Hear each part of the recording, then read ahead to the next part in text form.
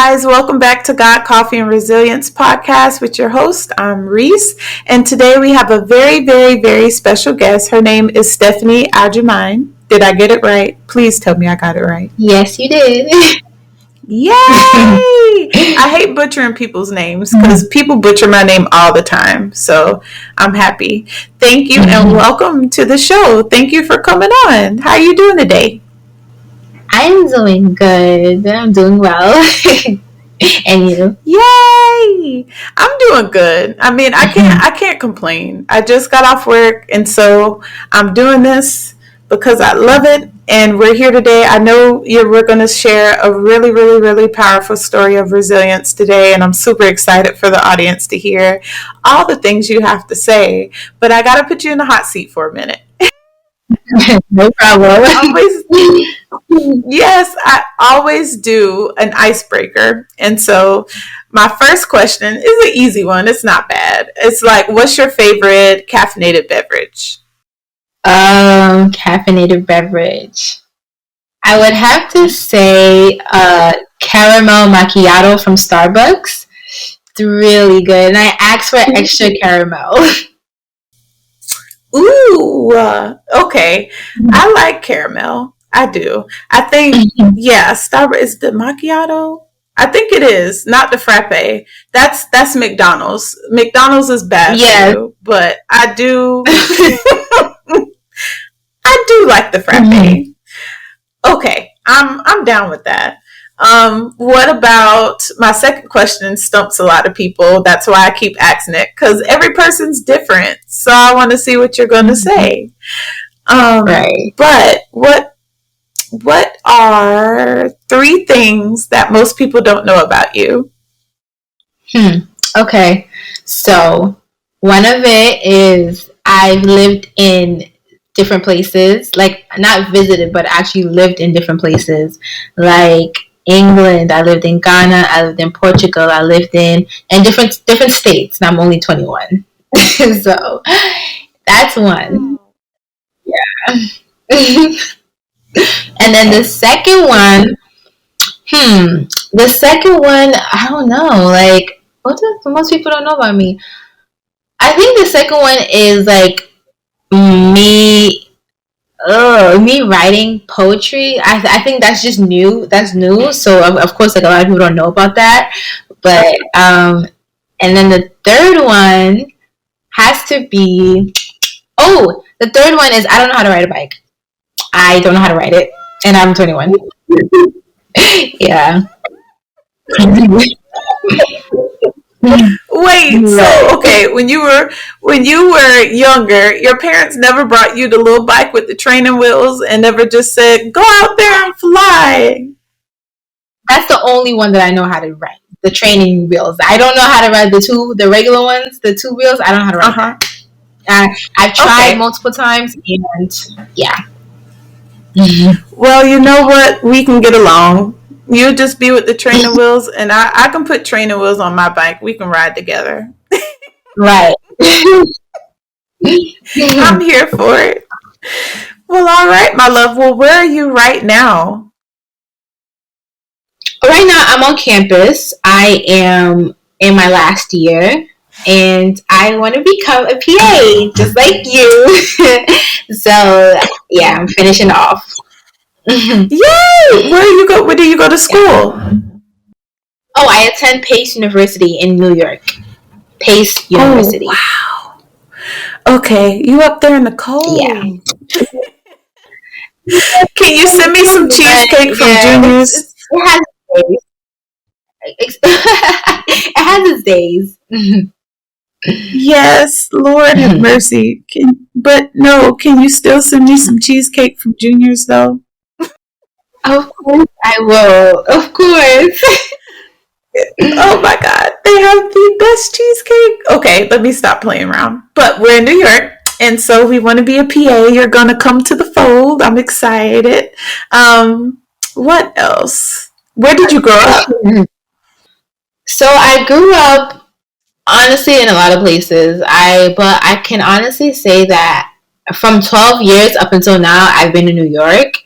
But Okay. under 12, I was like traveling like different places because it was just me and my mom.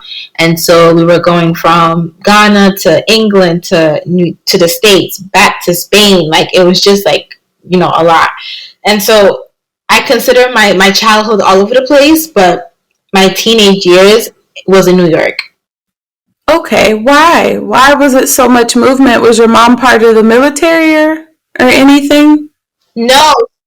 So my mom, the plan was that my mom was to, have me here, and then live, like my dad will like live with us or whatever, so we can, be a big happy family. But not all like life stories end like that, I guess, or start like that. So basically, like my dad had traveled to Spain for like work or whatever, and he wanted all of us to move to Spain, and it was a little like there was no agreement. My mom wanted me to grow up in America and wanted me to go to school here, but my dad was like no. And so my dad said, if you're not going to come to Spain, then you might as well take her to Africa. And my mom was like, no, I'm not taking her to Africa.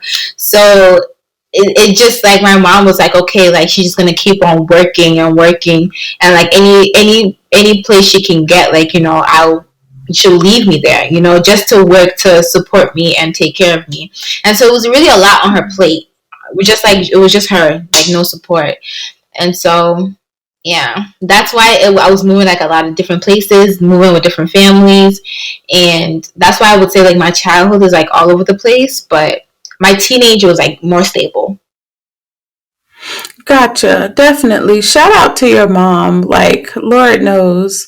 My mom was a single parent here in America, and I know it was hard and she had her difficulties too. But your mom sounds like she just went through the ringer because of all the moving, but then just trying to work really hard because she wanted her baby to have the best. And so, I mean, we're better than America. And so, yeah. Where is your mom originally from? Your mom and dad? Yeah. They're originally from Ghana. Really? Like, yeah, they're both born and raised in Ghana. Ghana. Okay. Cool. Have you ever visited Ghana? Can you hear me? Yeah. Have you ever been to Ghana? Hello? Yeah, can you hear me? So have you kind of ever visited Ghana before? Can you hear me? Uh-huh. Yeah, I can. It's kind of breaking up just a little bit. Is it okay now? Yeah, so like what type of work did your mom do? Hello?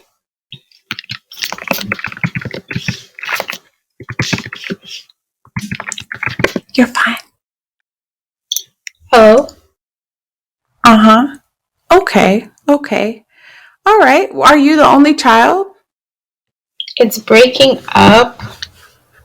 So were you the only child? Is it me? Did you have siblings? It's breaking up. Okay. And what's your little brother name? Oh well, that's cute. Okay. So now you're a big sister, and where is your mom, your little brother, and your stepdad now? Okay. Cool. Okay. That's good. All right, love. Well, what about I know that when I did the whole casting for the podcast, you mentioned there was some trauma that happened. I don't know whether the trauma happened recently or whether it happened in your childhood, but kind of tell us a little bit about that. I lived with my grandma, and my mom was like working and getting money together to support me and provide for me, and I was just like living with my family in Ghana. And so I do remember a few stuff from Ghana, but not a lot, but I do want to go back. So at first she was doing business, like, trading, I guess, like getting, oh my gosh, so sorry. Right. Okay. So at first she was doing business, trading and stuff like that. And then when she came to America, she was doing like home care, like, you know, taking care of like all the seniors and the elderly. That's all I know for what she was doing, but I know it has something to do with business and like, you know, working with her hands, you know? Yeah. Mm-hmm. Definitely. Like when you say that you had to live with different people who who treated you differently because you weren't kin to them. How would they treat you differently? Like, did they kind of like, was it physical or was it just more like psychological? Like, you know, like making you feel like an outcast type of thing. I was the only child for 12 years, and then my little brother came with my stepdad. Yeah. His name is Joelle. So right now we're all in New York, in Staten Island. Right. That's where we all live now, and then I go to school here in Pace. Right. Right. Gotcha. Okay. Well, I'm sorry you had to go through that, sis, but I am so thankful that you became the woman that you are today. Because hardships don't do nothing but build character and make us more resilient. You know, so how trauma did you happens, stay the course? Like, how did you we cannot process that? Like, did you go to therapy or anything like that? Or how did you feel like you came to a point where you're like, you know what, I'm not going to allow this to affect me anymore? And so because of the lack of stable two parents, you know, living in the household, my mom had to drop me places to, you know, so she can go to work, you know, and due to that, unfortunately, I like encountered some not very nice people, and I was, I guess, like sexually molested when I was 5, and then also like growing up too, like, you know, molestation. It was kind of like a pattern, like with different people. And growing up, like obviously as a young child, I didn't know what was happening. Like I was kind of like, oh, like I didn't know what was going on up until I grew up, and I'm like, wow, you know. And yeah, I feel like that's the trauma. And obviously like living with different people and like getting mistreated, you know, because they're not my family, and like, you know, just like the effects of like the divorce that had on me. I feel like all of that is trauma, you know. Yeah. Mm-hmm.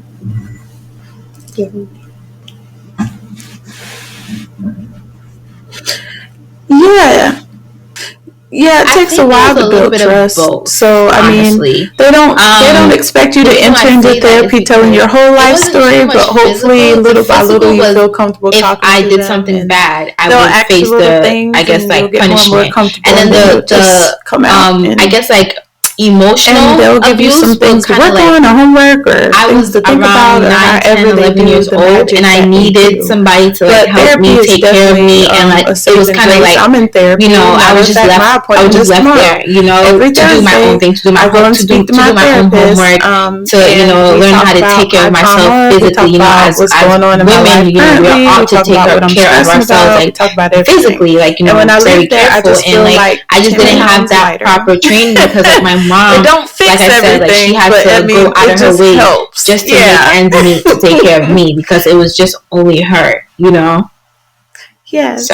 So I mean, okay, so mine was a little bit different. I kind of just grew up just thinking that it never happened, or like just shoving it under the rug, like, you know, like things happen to people, so I'ma just, you know, like I'ma just like push on. I'm gonna continue. I'm not even gonna think about it because it's just not there. It didn't happen.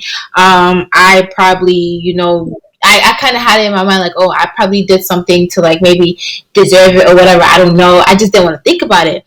But then as I grew up and as I Definitely, was I like can entering identify into with that because my adulthood, dad those wasn't in my life flashbacks and those either. memories And started appearing, for and girls they were that kind do of have their tormenting dad, me. I used to And tell them all so the I did time, a whole like, lot be of thankful research you about have two parents, PTSD and because childhood not that my mom trauma, wasn't enough, and like, obviously I she started to was, pray about it. I but I started to mean, ask God to girls really need their heal dad me. just as much as I boys started need their asking God dad. to, And so, I mean, take my any type mom of didn't do it unforgiveness by in my herself, heart, so I don't think because she should I have to was carry starting the to burden by resent, herself. But people. unfortunately, it's And I not also always realized that there like were that, certain and women do seeds and end up certain carrying all of things the that burden were and rooted raising from kids, and they turn out that being wonderful. that But I do kept on understand and recognize appearing in every my day that things could have relationships, or turned out like the so way how I differently talk to for people. me And if so I I had went. not That's had one of the reasons God why I also there, went to or if therapy. I I had just not recently started had, therapy you know, like a the few months people ago, that He put in my life to and help guide me to where I am my today. therapist, Because most people like who don't have I'm their yet to like go dads, into details, because like they don't these kind of end things up are just choosing hard. the They're right hard to paths talk all the about. time, and I think It's kind that's of what like when makes you us don't talk human. about it. But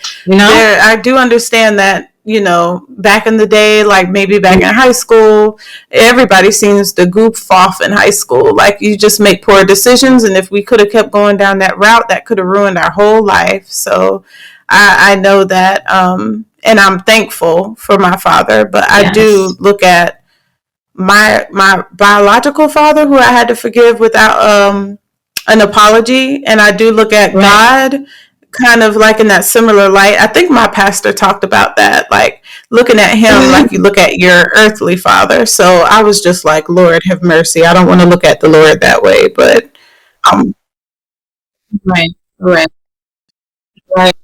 As you should. Yeah, yeah, as you should. Wow.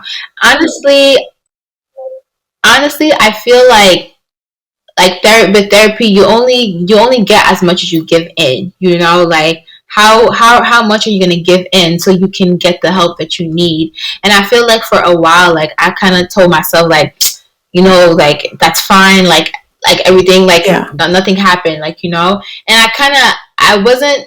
I feel like a whole lot of like father issues definitely play a role in trauma, and they play a role in like how I perceive men, and it comes to the and point where I it even mean, plays a like huge role in even how not I only my perceive God dad, the but Father. even If my God is supposed to be our the person who Father, had we're molested supposed to me trust too Him. when I And was if younger. I Like don't I even had trust my to own forgive Father, them how without am an I supposed to apology. trust Later the on, they Heavenly did Father? come back and Like I apologize, feel but like before they parents even play a apologized to me, vital I had role to in make up our in my mind that I upbringing, was going to and forgive if them, there's a and that disconnect, was hard. it will It is lead a into tough it pill being to a swallow disconnect with because the hurt our from Creator, the our betrayal is source. still there, because this was supposed to be somebody that you trusted, somebody that you counted on to be there for you. And most, it's sad enough, but most of the people that do molest people are family members or friends of the family, so it hurts even more that they would do that to you. But they're not going to bring it up and say, oh, I'm sorry. It usually comes like years later, after guilt eat them up, or years later after they realize what they done to you, or maybe it just never comes. And so it's just like, do I sit and let this control my life and control me, or do I get the healing that I need and the help that I need by going to therapy and just forgiving them? Because I mean, it will eat you alive. I had plenty of nights where I cried, like for sure. Yeah. Mm-hmm. Can we, can we, can we talk about how forgiving your parent without an apology, how hard that is? Like, I feel like that is probably one of the most hardest things that I've ever had to do in my whole entire life. Like, it's like I want so much Right, and answers, I'm and so it's like happy the you said answers it aren't gets gonna worse make before up it for the gets better, time that because was that's what I lost. tell all of my But patients that's it's been like through sometimes trauma like that I'm people are just stuck recommending in they their go to ways, and therapy. A it lot of sucks them that are sometimes against those people therapy, a are lot of your them are for it, a parents. You lot know of what I people never mean? did it And it's before. like, But I always as say, once a you child start of God or as opening a up believer, doors or that have been even as a closed for person so who just long wants in your peace mind and just and wants put to on the move on, back like you burner, have to you will forgive. start And it's dreaming like, about it. dang, You'll start I having can't even flat, like like it you always can't even gets apologize. worse. You can't even see But what you did then you will wrong. feel Yeah, I so still much gotta better that forgive you you for told another myself. soul that this happened to you, and that they're helping you Mm-hmm. process it and get through it. It will all calm down and you will be healed and live a happy life. But we just got to get there first. So it takes you opening up first. That's the only way we can help you. Yeah. Well, what would you definitely say to anybody that has a similar story to you, or anybody who's out there right now in a similar situation, like right now, thinking that, okay, my family don't really talk about this type of stuff, or they won't believe me, or maybe I shouldn't say anything, like, or if you just wanted to give them something encouraging, like, what would you say to them? Sure. You got it, girl. You got it. Yeah. Oh, oh yeah, and I think like me, like I even agree with that because like I feel like I've always been the type of person to just shove things under the rug and just like forget about it.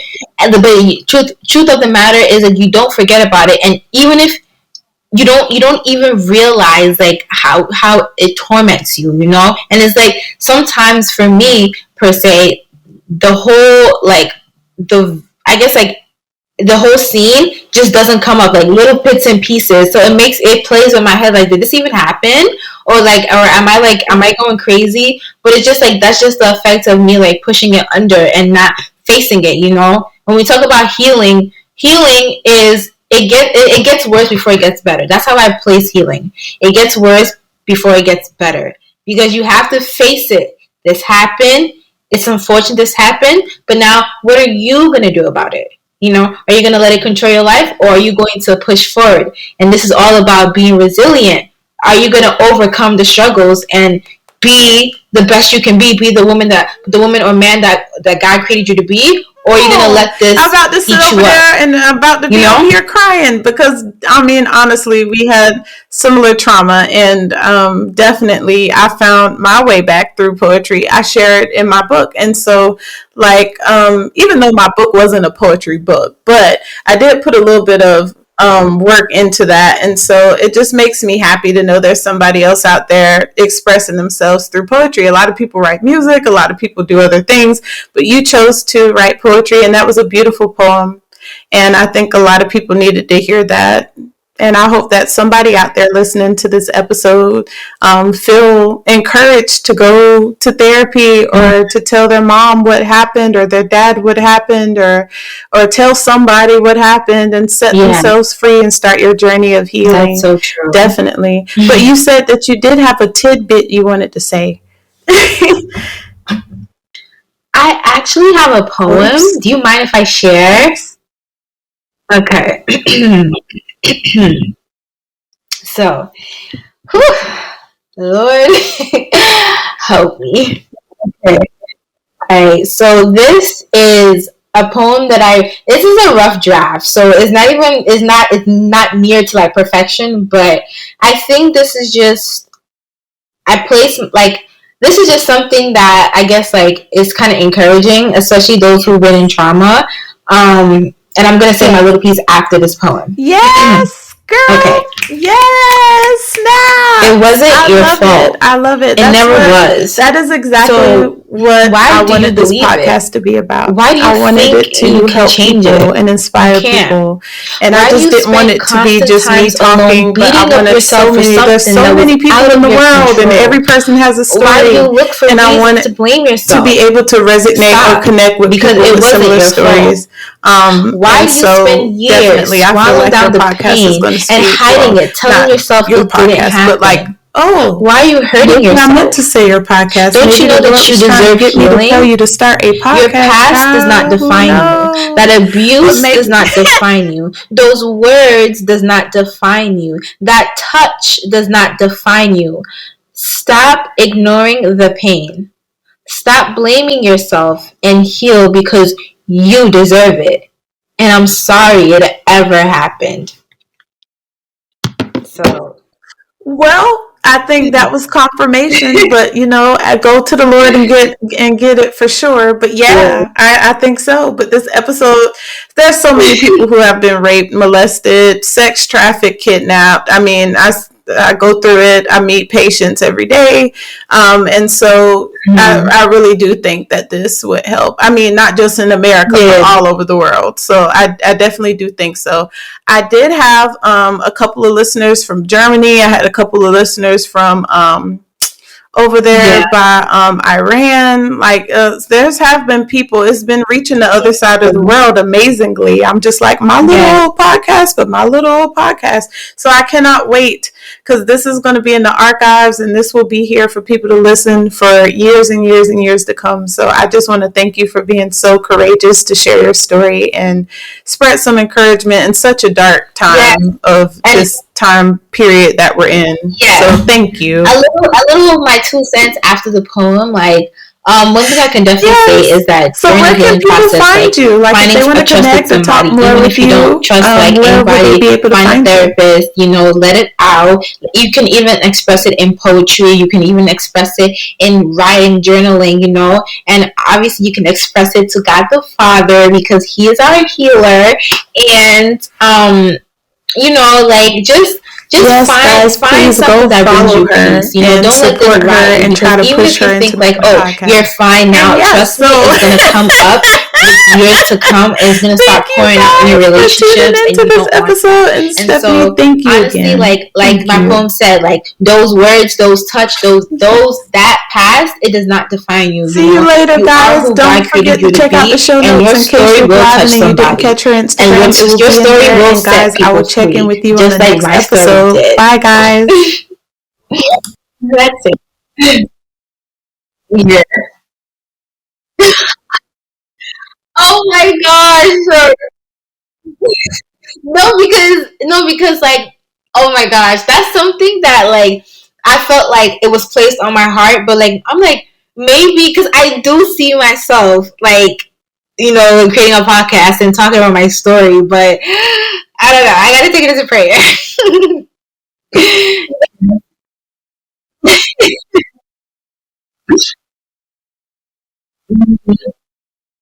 Yeah. Yeah. Mhm. Thank you. Yeah. No problem. Anytime. Anytime. Okay. My Instagram is underscore godly made underscore GODLYMADE underscore godly made. That's my Instagram. Yeah.